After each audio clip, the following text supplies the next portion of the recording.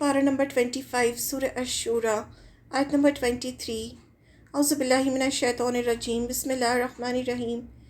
ذالک، یہ وہی ہے، الذی، جس کی، یبشرو، خوشخبری دیتا ہے، اللہ عبادہ، اپنے بندوں کو، الذین، وہ جو آمنو، ایمان لائے، وعملوا، اور انہوں نے عمل کیے، الصالحاتی، نیک۔ قل، کہہ دیجئے، لا، نہیں، اسألکم، میں مانگتا تم سے، علیہ، اس پر، اجرن، کوئی اجر، الا، سوائے، المودۃ، محبت کے، فی القربی، قرابت داری میں، ومن، اور جو کوئی، یقترف، کمائے گا، حسنۃً، کوئی نیکی، نزد، ہم زیادہ کر دیں گے، لہو، اس کے لیے، فیہا، اس میں، حسناً، خوبی کو، ان اللہ، بے شک اللہ تعالی، غفور شکور، بہت بخشنے والا، بہت خوب قدردان ہے۔ یہ وہ چیز ہے، یعنی جنت کے باغات، جس کی خوشخبری اللہ اپنے ان بندوں کو دیتا ہے جو ایمان لائے ہیں اور جنہوں نے نیک عمل کیے ہیں۔ اے پیغمبر، کافروں سے کہہ دو کہ میں تم سے اس تبلیغ پر کوئی اجرت نہیں مانگتا سوائے رشتہ داری کی محبت کے، اور جو شخص کوئی بھلائی کرے گا ہم اس کی خاطر اس بھلائی میں مزید خوبی کا اضافہ کریں گے۔ یقین جانو، اللہ بہت بخشنے والا، بڑا قدردان ہے۔ یعنی آیت کا پہلا حصہ دیکھتے ہیں، یہی وہ چیز ہے جس کی خوشخبری اللہ اپنے بندوں کو دیتا ہے۔ یعنی جنت کی خوشخبری کس کے لیے ہے؟ جو ایمان لائے، جنہوں نے نیک عمل کیے۔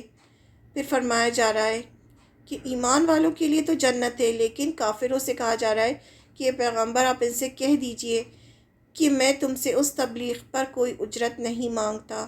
یعنی جو آپ صلی اللہ علیہ وسلم اللہ کی طرف لوگوں کو بلا رہے ہیں، تو اس کے بدلے میں آپ صلی اللہ علیہ وسلم کو کچھ نہیں چاہیے۔ آپ صلی اللہ علیہ وسلم لوگوں کو خدا کے عذاب سے بچانے اور جنت کی خوشخبری کا مستحق بنانے کے لیے کوشش کر رہے تھے۔ آپ چاہتے تھے کہ سب جنت میں جائیں اور عذاب سے بچ جائیں، سوائے رشتہ داری کی محبت کے۔ اب یہ جو قریش مکہ تھے، یہ سب آپ کے رشتہ دار تھے، جتنے بھی تھے آپ صلی اللہ علیہ وسلم کے رشتہ دار تھے۔ اس کے باوجود انہوں نے آپ صلی اللہ علیہ وسلم کے ساتھ اتنا برا سلوک کیا، تو اللہ تعالیٰ فرماتے ہیں کہ یعنی ان کو کم سے کم اپنے رشتے کا تو لحاظ کرنا چاہیے نا، کہ یہ کون ہے۔ آپ صلی اللہ علیہ وسلم انہی کے رشتہ دار ہیں، انہی کے قبیلے میں سے ہیں، قریش میں سے ہیں۔ تو وہی فرمایا جا رہا ہے، یعنی قریش مکہ کی جو آپ صلی اللہ علیہ وسلم سے رشتہ داریاں بھی تھیں، ان سے فرمایا جا رہا ہے کہ میں تم سے اس تبلیغ کی کوئی اجرت یعنی بدلہ، پیسہ تو نہیں مانگتا، لیکن کم سے کم اتنا تو کرو کہ تم پر میری رشتہ داری کے جو حقوق ہیں ان کا لحاظ کرتے ہوئے مجھے تکلیف نہ دو اور میرے راستے میں رکاوٹیں پیدا نہ کرو۔ کیونکہ یہ لوگ بہت پریشان کر رہے تھے آپ صلی اللہ علیہ وسلم کو۔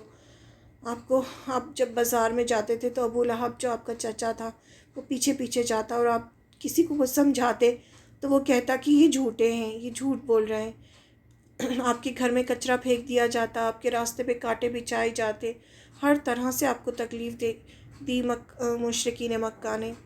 تو وہی کہا جا رہا ہے کہ کم سے کم رشتہ داری کا ہی لحاظ کر لو، کہ آپ صلی اللہ علیہ وسلم تو ان سے بدلے میں کچھ نہیں مانگ رہے تھے، آپ تو یہ چاہتے تھے کہ سب جنت میں جائیں۔ اور جو شخص کوئی بھلائی کرے گا، اللہ تعالیٰ فرماتے ہیں ہم اس کی خاطر اس بھلائی میں مزید خوبی کا اضافہ کر دیں گے، یعنی ہم اس کی نیکیاں اور بڑھا دیں گے۔ یعنی اس بھلائی پر جتنا اجر ملنا چاہیے تھا اس سے زیادہ دیں گے، اجر و ثواب میں اضافہ کر دیں گے، یا نیکی کے بعد اس کا بدلہ مزید نیکی کی توفیق کی صورت میں دیں گے۔ جب ہم ایک نیکی کرتے ہیں تو ہمیں اور نیکیوں کی توفیق ہوتی ہے، اور ہم نیکیوں میں اور آگے بڑھتے ہیں، تو یہ بھی اللہ تعالیٰ کی طرف سے ہمارا انعام ہوتا ہے۔ جب انسان گناہ کرتا ہے، ایک گناہ کرتا ہے، پھر دوسرا گناہ کرتا ہے، پھر اس کے لیے گناہ کرنا آسان ہو جاتا ہے، تو یہ بھی ایک طرح کی سزا ہوتی ہے اللہ کی طرف سے۔ یقین جانو، اللہ بہت بخشنے والا، بڑا قدردان ہے، انہیں بخشش بھی کرتا ہے، اور کوئی اگر چھوٹا سا بھی عمل کرتا ہے اللہ کے خاطر نیک نیت سے، اخلاص کے ساتھ کہ وہ صرف اللہ کے لیے کر رہا ہے، تو اللہ چھوٹے سے چھوٹے کام کی بھی قدردانی کرتا ہے، کیونکہ وہ شکور ہے۔